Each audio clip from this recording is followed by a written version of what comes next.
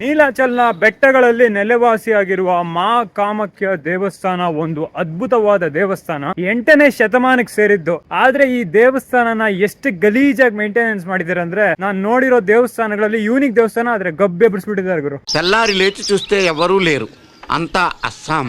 ಬೆಳಗ್ಗೆಯಿಂದ ಇಲ್ಲಿ ತನಕ ಏನೇನಾಯ್ತು ಅಂತ ನಿಮ್ಗೆ ತಿಳಿಸ್ಕೊಡ್ತೇನೆ. ಮನೇನ್ ಬಿಟ್ಟಿದ್ದು ಸರಿ ಸುಮಾರು 4:15ಗೆ, ಅತ್ತಿಬೆಲೆಯಲ್ಲಿ BMTC ನ ಕ್ಯಾಚ್ ಮಾಡಿದ್ದು 4:15ಗೆ, ಮೆಜೆಸ್ಟಿಕ್ ಹೋಗಿದ್ದು ಸರಾಸರಿ 5:15ಗೆ ಏರ್ಪೋರ್ಟ್ ಬಸ್ ನ ಹತ್ತಿದ್ದು. ಸರಾಸರಿ 290 rupees ಮೆಜೆಸ್ಟಿಕ್ ಇಂದ ಏರ್ಪೋರ್ಟ್ ಗೆ. ಅರೌಂಡ್ 7 ಗಂಟೆ ಏನೋ ಏರ್ಪೋರ್ಟ್ ರೀಚ್ ಆದ. ಫ್ಲೈಟ್ ಇದ್ದಿದ್ದು 9:15ಗೆ. ಸೊ ಹಂಗು ಹಿಂಗು ಏರ್ಪೋರ್ಟ್ ಎಲ್ಲ ಓಡಾಡ್ಕೊಂಡು ಟೈಮ್ ಆಗೇ ಹೋಯ್ತು. ಸೆಕ್ಯೂರಿಟಿ ಚೆಕ್ ಇನ್, ಅದು ಇದು, ಬೋರ್ಡಿಂಗ್ ಎಕ್ಸೆಟ್ರಾ ಅನ್ಕೊಂಡು ಫ್ಲೈಟ್ ಹತ್ತಿದ್ದು 9:15ಗೆ. ಅಸ್ಸಾಂನ ಗುವಾಹಟಿಗೆ ಬಂದಿದ್ದು ಸರಾಸರಿ 12:15ಗೆ. Around 3.25 hour flight. ಒಂದು ಅದ್ಭುತವಾದ ಜರ್ನಿ. ಯಾಕಂದ್ರೆ ಫ್ಲೈಟ್ ಅಲ್ಲಿ ಬರ್ಬೇಕಾದ್ರೆ ಕೆಳಗೆ ಬರೀ ಕಾಡು ಮತ್ತೆ ನದಿಗಳೇ ಕಾಣಿಸ್ತಾ ಇರುತ್ತೆ. ಈ ರೂಟ್ ಅಲ್ಲಿ ಬೆಂಗಳೂರಿನಿಂದ ಗುವಾಹಟಿ ಏನಿದೆ ಈ ರೂಟ್ ಕಂಪ್ಲೀಟ್ಲಿ ಒಂಥರ ಗ್ರೀನಿಶ್. ಚೆನ್ನಾಗಿತ್ತು ಫ್ಲೈಟ್ ರೈಡ್. ಸೊ ಅದಾದ್ಮೇಲೆ ಇಲ್ಲಿಗೆ ಬಂದಿದ್ದು 12:15ಗೆ. ಎಲ್ಲಿಗೆ? ಗುವಾಹಟಿ ಏರ್ಪೋರ್ಟ್ ಬಂದು ಫ್ರೆಶ್ ಅಪ್ ಆಗಿ ಅಲ್ಲಿಂದ ಏರ್ಪೋರ್ಟ್ ಕಾರ್ನರ್ ಅಲ್ಲಿ ನಿಮ್ಗೆ ಬಸ್ಸಸ್ ಸಿಗುತ್ತೆ. ಹೆಂಗೆ ನಮ್ಮ KIA ಏರ್ಪೋರ್ಟ್ ಬಸ್ಸಸ್ ಸಿಗುತ್ತೆ, AC ಬಸ್ಸಸ್. ಇಲ್ಲಿ ಹಂಗೆ 15 ನಿಮಿಷಕ್ಕೂ ಫ್ರೀಕ್ವೆನ್ಸಿಗೆ ಒಂದು ಬಸ್ ಇರುತ್ತೆ, ಹತ್ಕೊಂಡ್ ಬರ್ಬೋದು. ಏನ್ ಗೊತ್ತಾ ಮ್ಯಾಜಿಕ್? ಯಾವುದೇ ಸ್ಟಾಪ್ ಅಲ್ಲಿ ಇಳ್ಕೊಂಡ್ರು ನಿಮ್ಗೆ 100 ರೂಪಾಯಿ. ನಾನು ಕಾಮಾಖ್ಯ ಸ್ಟಾಪ್ ಅಲ್ಲಿ ಇಳ್ಕೊಂಡೆ, ನನಗೂ 100 ರೂಪಾಯಿ ತಗೊಂಡ್ರು. ಡಿಸ್ಟೆನ್ಸ್ ಅರೌಂಡ್ 22 ಕಿಲೋಮೀಟರ್ ಏರ್ಪೋರ್ಟ್ ಇಂದ.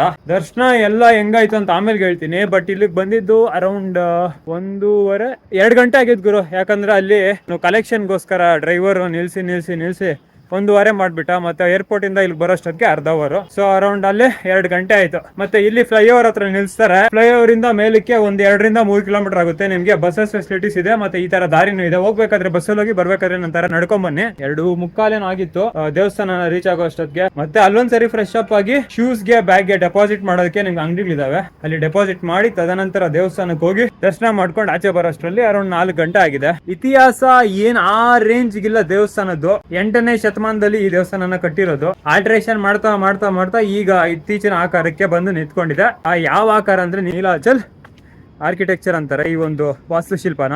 ಹೋಗಿದ ತಕ್ಷಣ ಫಸ್ಟ್ ಫೀಲ್ ಹೆಂಗಿತ್ತಂದ್ರೆ ದೇವಸ್ಥಾನ ಒಳಗಡೆ ಚೆನ್ನಾಗಿದೆ, ಓಕೆ ಅನ್ಸ್ತು. ಬಟ್ ಒಳಗೆ ಹೋಗ್ತಾ ಮೇಂಟೆನೆನ್ಸ್ 0 ಅನ್ಸ್ತು. ಏನ್ ಗುರು, ಗೂಡುಗಳು ಮತ್ತೆ ಅದು ಇದು ಗಲೀಜ್ ಹಂಗೆ ಇದೆ ದೇವಸ್ಥಾನದ ಒಳಗಡೆ. ಆದ್ರೆ ಗುರು, ಗರ್ಭಗುಡಿಗೆ ಎಂಟ್ರಿ ಆದ್ರೆ ಯಾವ ತರ ವೈಬ್ ಅಂದ್ರೆ, ನಾನ್ ನೋಡಿರೋ ದೇವಸ್ಥಾನಗಳಲ್ಲಿ ಯೂನಿಕ್ ದೇವಸ್ಥಾನ ಅಂದ್ರೆ ಅದು ಅಸ್ಸಾಂನಲ್ಲಿರುವ ಮಾ ಕಾಮಾಖ್ಯ ದೇವಸ್ಥಾನ. ಇಂತ ಒಂದು ಯೂನಿಕ್ ದೇವಸ್ಥಾನ ನಾನು ಎಲ್ಲೂ ನೋಡಿಲ್ಲ. ಗರ್ಭಗುಡಿ ಕೆಳಗೆ ಇರೋದು, ನಡ್ಕೊಂಡು ಹೋಯ್ತೀವಿ ನೋಡಿ. ಈ ತರ ಮೆಟ್ಲಿರುತ್ತೆ, ಫುಲ್ ಒಂಥರ ಡಾರ್ಕ್ ರೂಮು. ನಡ್ಕೊಂಡು ಹೋಯ್ತಾ ಇರ್ತೀವಿ ಗರ್ಭಗುಡಿಯಲ್ಲಿ. ಮತ್ತೆ ನಿಮ್ ಕೆಳಗಡೆ ಒಂದ್ ದೇವ್ರಿರುತ್ತೆ. ಅಲ್ಲಿ ನೀರೇನೋ ಹರಿತಾ ಇರುತ್ತೆ, ನೀರೋ ಅಥವಾ ಏನೋ ತೀರ್ಥನೋ ಗೊತ್ತಿಲ್ಲ. ಬಗ್ಬೇಕು. ಪೂಜಾರಿ ಪಟ್ ಅಂತ ಬೆನ್ ಮೇಲೆ 1-2 ತಟ್ಟಿ ದಕ್ಷಿಣ ಹಾಕಪ್ಪ ಅಂತ ಅವರೇ ಕೇಳ್ಕೊಂತಾರೆ. ಹಾಕಿದ್ರೆ ಹಾಕ್ಬೋದು, ಬಂದ್ರೆ ಬರ್ಬೋದು. ಸೊ ಹಿಂಗೆ ನನಗೇನ್ ಗೊತ್ತಾ, ಫ್ರೀ ದರ್ಶನ ಸಿಕ್ತು. ನನಗೆ ಗೊತ್ತಿಲ್ಲ ಯಾವ ಎಂಟ್ರಿ ಪಾಯಿಂಟ್ ಅನ್ಬಿಟ್ಟು.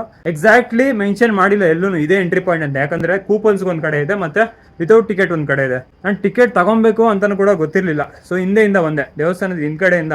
ಸೆಕ್ಯೂರಿಟಿ ಕೇಳಿದ್ಕೆ ನನ್ನ ಹತ್ರ ಟೋಕನ್ ಇಲ್ಲ, ಹೆಂಗ್ ಹೋಗೋದು ಅಂತ ಕೇಳಿದಕ್ಕೆ ಒಳ್ಳೆ VIP ದಾರಿಲೇ ಬಿಟ್ಕೊಟ್ಟ. ಒಳ್ಳೆ ದರ್ಶನ ಮಾಡ್ಕೊಂಡು ಜನರೇ ಇರ್ಲಿಲ್ಲ. ಅದೊಂದಕ್ಕೆ ಬೇಷ್ ಅನ್ಬೋದು ಗುರು.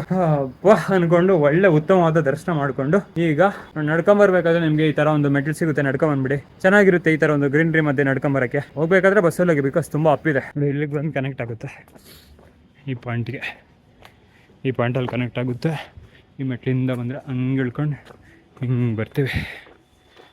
ಅಸ್ಸಾಂನ ಬಿಲ್ಡಿಂಗ್ಸ್, ಹಳೇ ಬಿಲ್ಡಿಂಗ್ಸ್.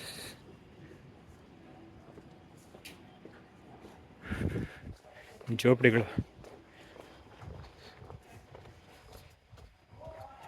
ನೋಡ್ಗುರು, ಹಿಂದೆ ಆ ಕಡೆಯಿಂದ ಬಂದು ಈ ರೂಟಲ್ಲಿ ಬಂದ್ರೆ ಮೇನ್ ರೋಡ್ಗೆ ದಾರಿ ಇಷ್ಟೇ ಸಿಂಪಲ್. 5 ನಿಮಿಷದಲ್ಲಿ ಬಂದ್ಬಿಟ್ಟೆ. ಎಲ್ಲ ಟ್ರೈ ಮಾಡಬೇಕು, ಬಸ್ಸು ಎಲ್ಲ ಹೈಕಿಂಗು ಪ್ರತಿಯೊಂದು ಟ್ರೈ ಮಾಡಿದ್ರೇನೆ ಆ ಒಂದು ಮಜಾ ಗೊತ್ತಾಗೋದು. ಏನಂತೀರಾ? ಶಂಸಿ ಬಸ್ ಸ್ಟಾಪ್ ಅಲ್ಲಲ್ಲ, ಇನ್ನೊಂದು 200 ಮೀಟರ್ ಮುಂದ್ಗಡೆ ನಡ್ಕೊಂಡು ಹೋದ್ರೆ ಬಸ್ ಸ್ಟಾಪ್.